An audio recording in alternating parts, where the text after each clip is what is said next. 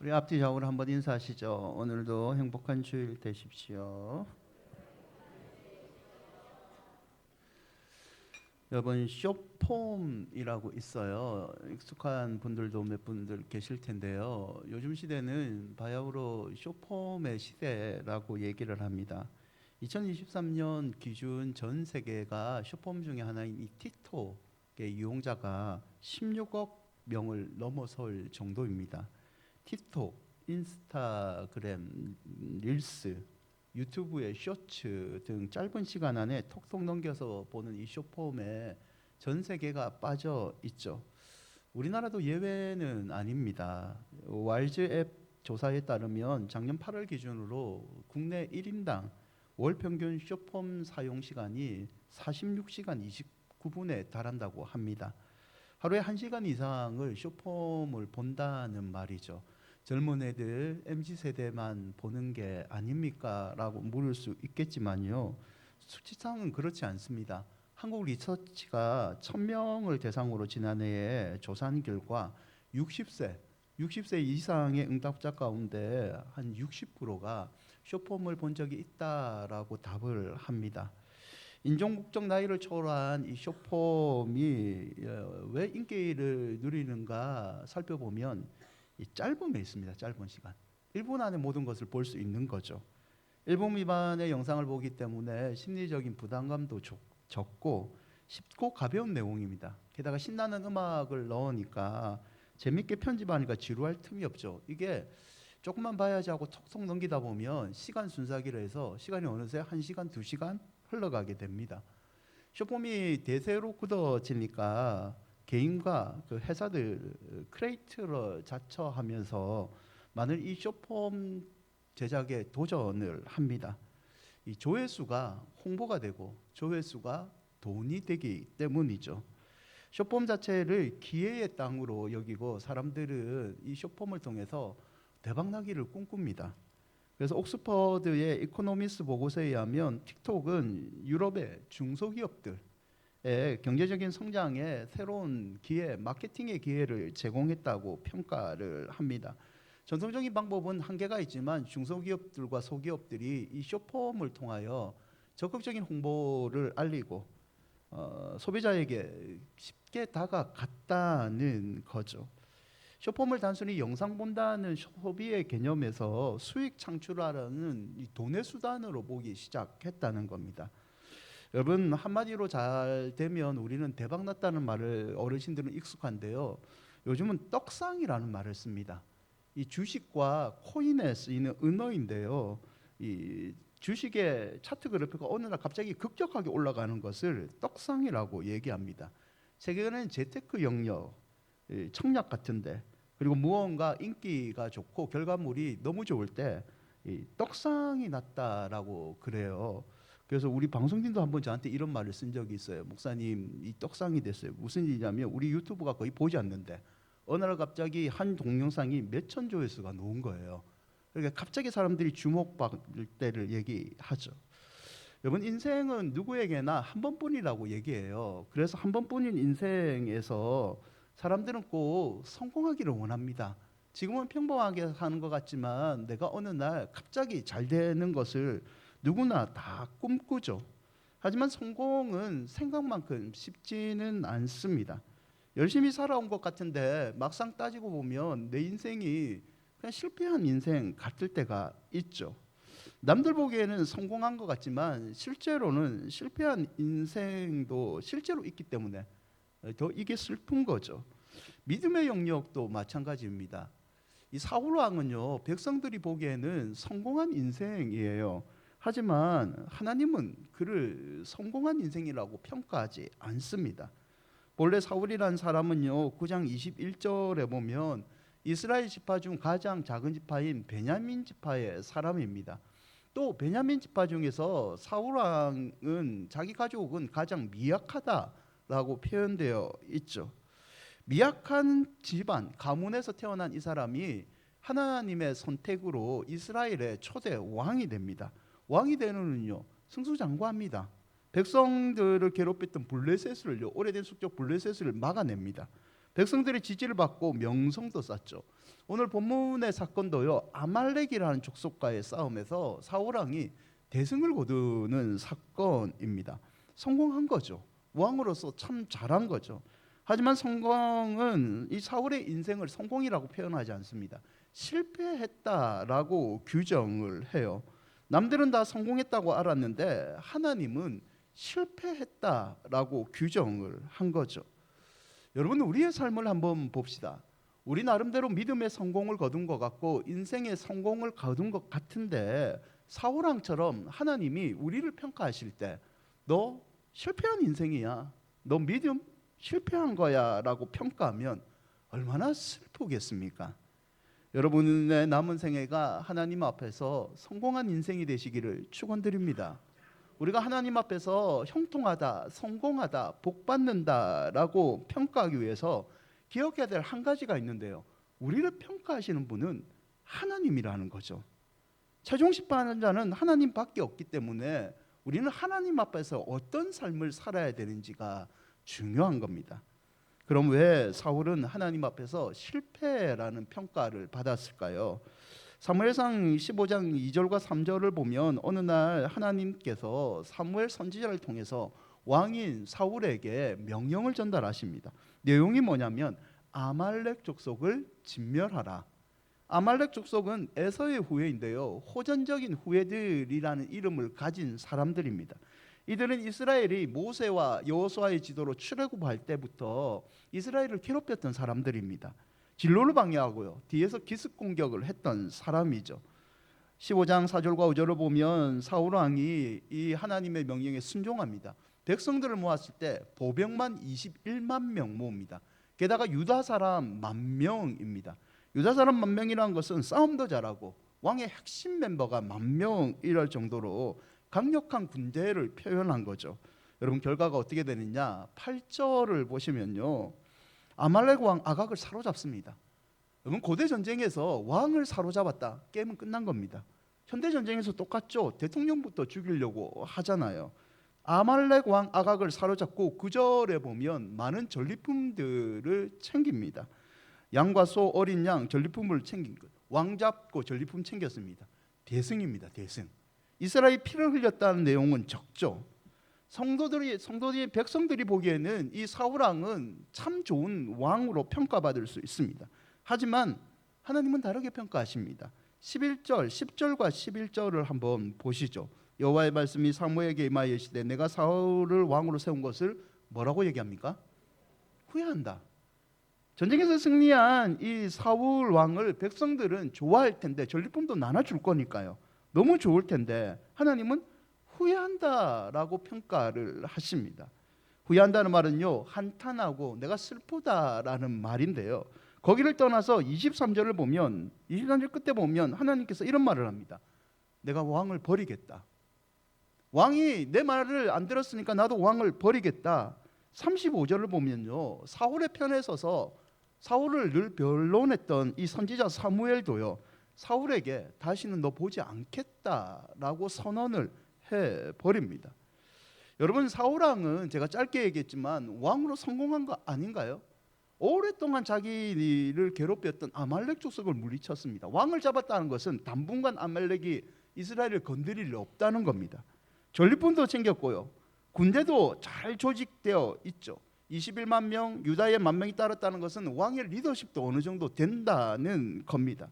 그런데 왜 하나님은 후회한다, 사울 왕을 버렸다라고 평가를 하셨을까요?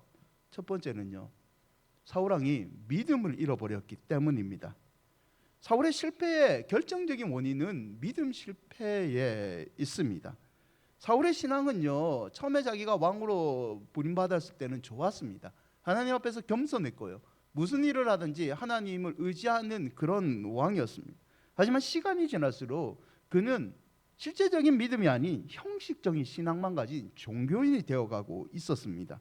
사무엘상 15장 22절과 23절을 다시 보시면 아는데요, 사울 왕에 관해서 사무엘이 지적할 때 이런 말을 합니다.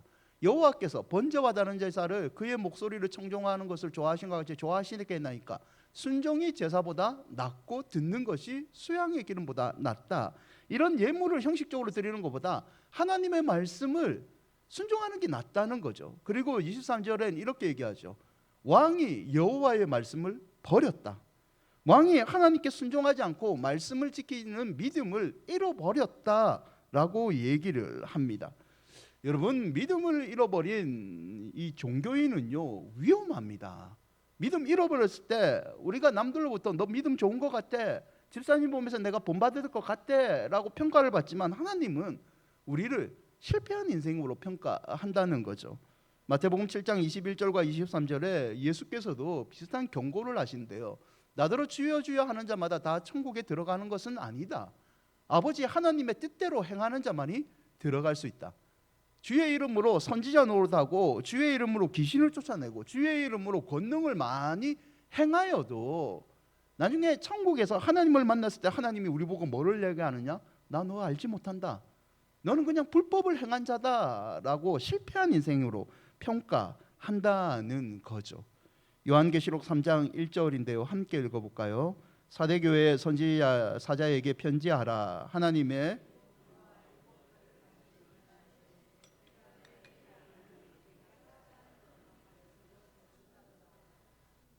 살은 믿음을 가진 것 같지만 너는 정작 믿음을 잃어버린 죽은 자라고 사대교회는 평가를 받습니다. 여러분이 하나님께 형통한 인생으로 평가받으시기를 바랍니다. 종교인이 아니라 신앙인이 될 수 있는 결정적인 이유는요, 어떤 경우에도 믿음을 잃어버려서는 안 됩니다.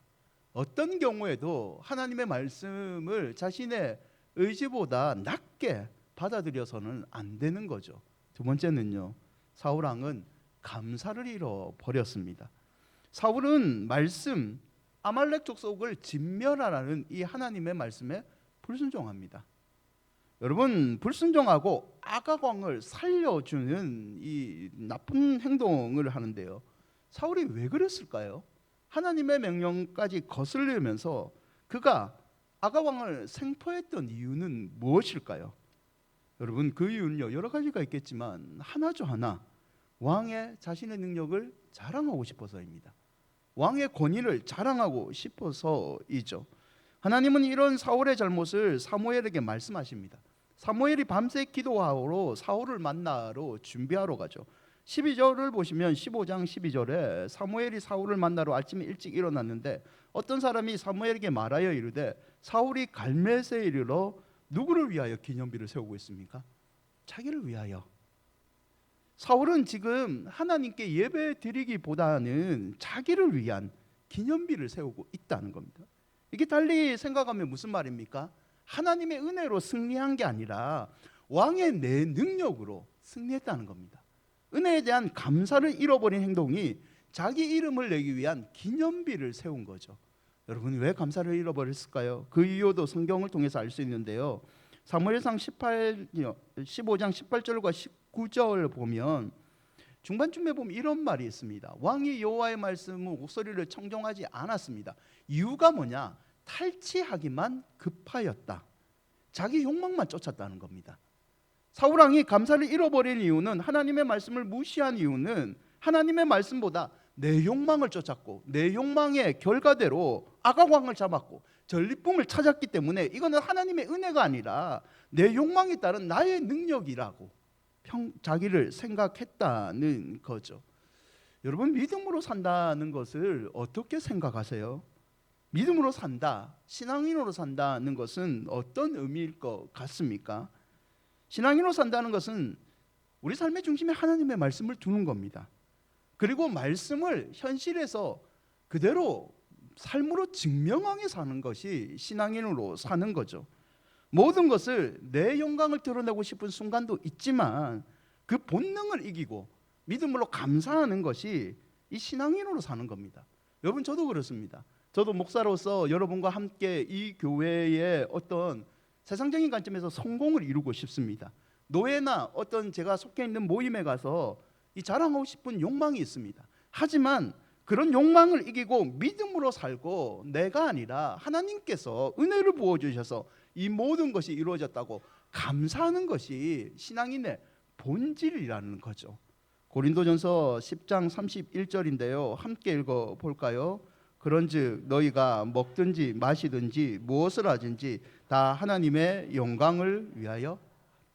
여러분, 성공하지 말라는 것이 아니라 여러분의 인생이 하나님의 은혜로 성공하시기를 바랍니다. 성공하시되 누가 우리를 성공하게 만들었는지 그 주체이신 하나님을 잊지 말자는 거죠. 사랑하는 여러분, 사울은요 전쟁에서 이기고 자기 이름을 드러내는 기념비를 세웁니다. 그래서 하나님께 버림을 받습니다. 그리고 하나님은 대신해서 다윗이란 사람을 왕으로 세웁니다. 이 다윗은요 사울과 다릅니다. 그는 전쟁에 나가서 하나님의 이름을 못 어겼던 골리앗을 하나님의 이름을 위해서 싸웁니다. 전쟁에 나가서 그는 늘 하나님의 백성들을 괴롭히는 사람들을 하나님 말씀에 순종하여 무찔러냅니다. 승승장구하여 사람들이 자기 이름을 높일 때요 기념비를 세우지 않습니다. 오히려 내 싸움의 승리는 여호와께서 이 모든 것을 주셨다고 하나님께 찬양으로 영광을 돌립니다. 하나님을 위하여 법궤를 예루살렘으로 모시고요, 하나님을 위하여 성전을 지으려고 평생 최선을 다하여 준비합니다. 그랬더니 다윗은요 하나님께 어떤 평가를 받습니까? 내 마음에 합한 자다, 하나님을 기쁘시게 하는 자다라고 하나님이 다윗을 뒤높여 주십니다. 여러분, 믿음은 하나님의 은혜에 항상 감사하는 겁니다. 그래서 이 감사의 마음이 빠지면 그 신앙은 거짓이라는 거죠. 고린도전서 15장 10절인데요. 함께 읽어볼까요? 그러나 내가 나된 것은 하나님의 은혜로 된 것이니 내게 주신 그의 은혜가 헛되지 아니하여 내가 모든 사도보다 더 많이 수고하였으나 내가 한 것이 아니요 오직 나와 함께 하신 하나님의 은혜. 오직 나와 함께 하신, 우리 가정과 함께 하신, 우리 자녀와 함께 하신 하나님의 은혜.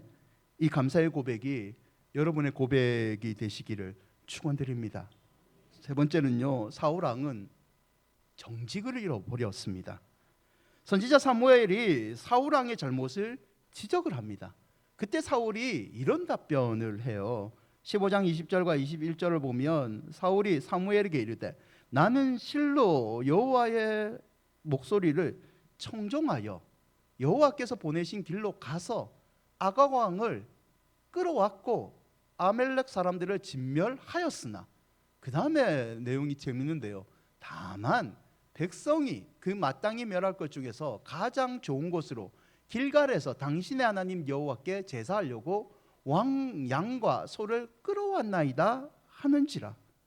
자기가 불순종한 거잖아요, 자기 이름 드러내기 위해서. 그런데 사무엘이 지적을 하자 사울 왕은요 변명을 합니다. 나는 그렇지 않으려고 했는데 백성들이 이러려고 했다. 하나님께 좋은 것으로 제사 드리려고 전리품 챙겨왔다. 자기 합리화를 시도한 거죠. 정직하지 못하죠. 자기 욕심의 급급해서 욕망을 채우려고 했다는 것을 그대로 인정하면 되는데, 다윗은요 하나님께 범죄를 지적받았을 때 그 자리에서 울었습니다. 우수처럼 내 죄를 씻어주십시오, 성령을 내게 돌이키지 마십시오. 정직한 모습으로 회개를 했죠. 하지만 사울왕은요 하나님의 말씀 앞에 정직하지 않고 변명을 하고 자기 합리화를 시도합니다. 여러분, 인간은요 하나님의 눈을 속일 수가 없습니다. 세상에서 사람들이 다 속을지라도 딱 안 속는 사람 두 명이 있습니다. 아내 아니고요, 하나님하고 자기 자신입니다. 내 아내와 내 친한 친구도 속일지라도 여러분 하나님을 속일 수가 없는 것 아니겠습니까? 갈라디아서 6장 7절을 쉬운 성경으로 보면 이런 말씀이 있어요. 스스로 속이지 마십시오. 하나님을 속일 수는 없습니다. 사람은 자기가 심은 대로 거둘 것입니다. 여러분, 때로는요 믿음으로 살다가 남들을 속이고 싶고 하나님을 속이고 싶을 때가 있습니다. 그런 유혹이 왜 없겠어요? 믿음으로 나 정직하게 살다가 세상 기준으로 실패라는 평가를 받으니까 나도 다른 사람들과 타협하면서 하나님, 성도들 눈 한번 속여보고 싶습니다는 유혹이 있을 때가 있죠. 하지만 그 어려운 순간에도 정직의 믿음을 지킨다면 하나님께서는 그 인생을 형통의 인생으로 결국에는 만들어 주시는 거죠. 대표적인 예가 요셉 아닙니까? 창세기 39장 8절과 9절에 보면 보디발의 아내가 요셉을 유혹하지 아무도 보는 사람 없다. 너 나의 요구를 들어주면 너 주인뿐만 아니라 나도 너 사랑하고 이 집안에서 권력을 주겠다라고 했을 때 요셉이 뭐라고 거절합니까? 내가 어찌 모든 사람을 속일지라도 하나님을 속일 수 있겠습니까? 하나님이 나를 지켜보고 있는데 하나님 앞에서 나는 죄를 지을 수 없습니다. 단호하게 정직의 믿음으로 거절합니다. 여러분, 요셉이 선택했던 이 정직을 선택하시기를 바랍니다. 여러분, 정직이라는 것은 거짓이나 꾸밈이 없는 일관성입니다. 진실성이죠. 정직의 믿음은 꾸준히입니다. 꾸준히. 정직한 사람은 하나님을 믿는 고백대로 사는 사람이고 말과 행동이 겉모습과 다르지 않는, 겉모습과 내면의 모습이 같은 사람입니다. 예수 믿을 때만 처음 정직한 인생이 아니라 예수를 믿고 나가고 신앙의 연수가 쌓이고 직분이 쌓일수록 하나님 앞에 어린아이와 같이 늘 정직하게 살려가는 사람이 진짜 믿음을 가진 사람이라는 거죠. 여러분, 여러분이 고백하는 대로 그렇게 삶에서 믿음을 증명하시기를 바랍니다. 고백에 걸맞는 성경적인 삶을 뒤따르는 것, 그게 바로 버림받는 인생이 아니라 하나님께 옳다, 의롭다 평가받는 인생이 되는 비결이죠. 시편 112편 1절과 2절인데요. 함께 읽어볼까요? 할렐루야. 여호와를 경외하며 그의 계명을 크게 즐거워하는 자는 복이 있도다. 그의 후손이 땅에서 강성하며 정직한 자들의 후손에게 복이 있으리로다. 아멘. 저는 살면서 짧지 않는 인생에서 믿음의 정직을 지켰는데 실패한 인생을 보지 못했습니다. 하나님께서 반드시 정직한 자의 후손은 복되게 해주십니다. 내 때 안 된다? 걱정하지 마십시오. 여러분 후대 때에 여러분 자손에게 하나님이 분명히 복으로 갚아 주십니다. 말씀을 맺고자 합니다. 18세기에 무신론자의 한 명인 안토니 콜린스라는 사람이 있었습니다. 이 사람이요 시골길을 가고 있는데 한 농부가 교회 종이 울리자 무릎을 꿇고 기도하는 모습을 보게 됩니다.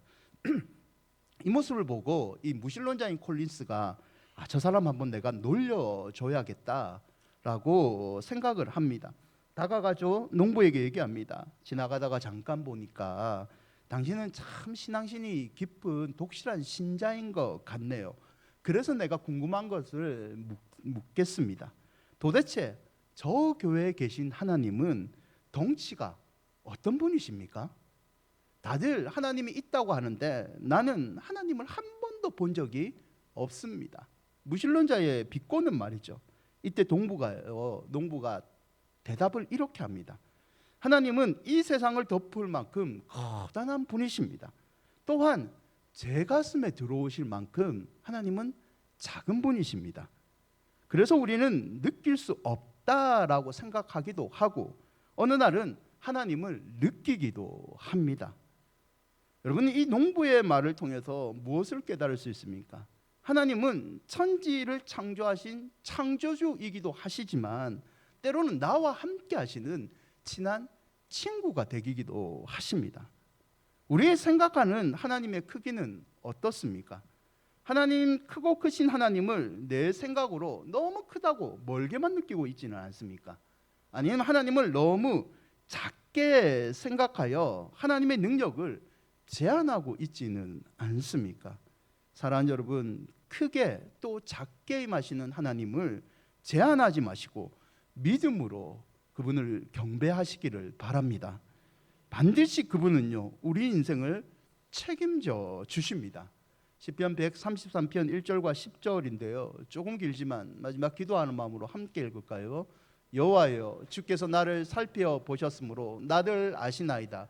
주께서 내가 앉고 일어섬을 아시고 멀리서도 나의 생각을 밝히 아시오며 나의 모든 길과 내가 눕는 것을 살펴보셨으므로 나의 모든 행위를 익히 아시오니 여호와여, 내 혀의 말을 알지 못하는 것이 하나도 없으시니이다.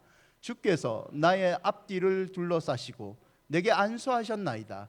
이 지식이 내게 너무 기이하니 높아서 내가 능히 미치지 못하나이다. 내가 주의 영을 떠나 어디로 가며 주의 앞에서 어디로 피하리이까? 내가 하늘에 올라갈지라도 거기 계시며 수월에 내 자리를 펼지라도 거기 계시나이다. 내가 새벽 날개를 치며 바닥에 가서 거주할지라도 거기서도 주의 손이 나를 인도하시며 주의 오른손이 나를 붙드시나이다. 아멘.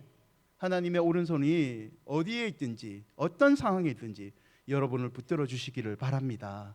여러분, 그러기 위해서 항상 믿음을 잃지 말아야 됩니다. 항상 감사를 잃지 말아야 되고 항상 하나님 앞에서 정직한 믿음을 지키셔야 됩니다. 아무쪼록 하나님 앞에서 형통하다라는 평가를 받는 성도가 여러분이 되시기를 주의 이름으로 축원드립니다. 우리 찬양하시죠.